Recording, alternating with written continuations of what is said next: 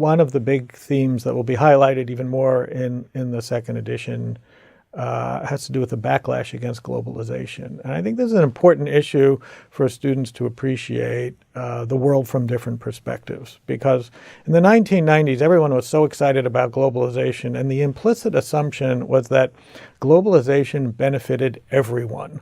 Whether you were rich or poor, whether you were a worker or a financier, everyone was going to be better off as the world became more and more integrated economically.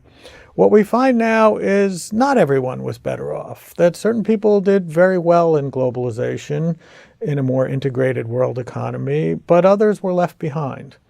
And the people who were left behind have ways of mobilizing politically, especially in democratic countries. And you see Brexit, you see the rise of Donald Trump, you also see the rise of nationalist parties and populist parties across much of Europe. And all of these are related to a sense that a particular way to organize the world economy has benefited certain people at the expense of others. And this is a great classic theme, an enduring question in international relations: who wins and who loses from integration in the world economy. So we can think of populism in part as a reaction to what people see as the unfair life chances that develop depending on where you happen to be in a global economy.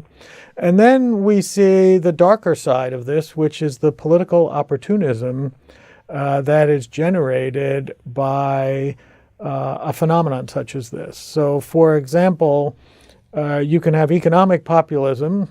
Think about Bernie Sanders in the United States arguing against the 1%. You could also have cultural populism, which is people who feel that they need to defend their borders or defend a certain kind of tribe, if you will, like the white working class against brown immigrants.